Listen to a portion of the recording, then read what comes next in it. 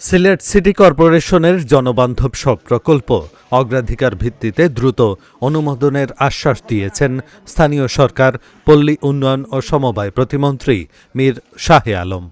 নগর ভবনে সিটি কর্পোরেশনের কর্মকর্তা কর্মচারীদের সঙ্গে মতবিনিময় সভায় তিনি এ আশ্বাস দেন।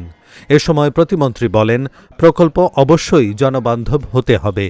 নাগরিকদের কাজে লাগে এরকম প্রকল্প অগ্রাধিকার দিয়ে আমরা যত দ্রুত সম্ভব অনুমোদন করব। খাল খনন করে দুই পারে দৃষ্টিনন্দন ওয়াকওয়ে নির্মাণ, সিলেট সিটি কর্পোরেশনের অধীনে সিটি ওয়াসা স্থাপন সহ বিভিন্ন প্রকল্প প্রণয়নের পরামর্শ দেন। এর আগে সকালে প্রতিমন্ত্রী সিলেট সার্কিট হাউসে সিলেটের বিভিন্ন দপ্তরের কর্মকর্তাদের সঙ্গে মতবিনিময় করেন। সিটি কর্পোরেশনের মধ্যে সবচেয়ে সুন্দর সিটি কর্পোরেশন এই সিলেট। সবই সুন্দর। আপনার প্রশ্ন আমি বুঝছি, জলবদ্ধতা নিয়ে খাল খনন বা সরা যেটা আপনারা বলেন, এই বিষয় নিয়ে আমাদের মধ্যে কথা হয়েছে। এগুলো নতুন করে কাজ শুরু হবে এবং নতুন প্রকল্প গ্রহণের জন্য আজকে আমরা নির্দেশনা দিয়েছি।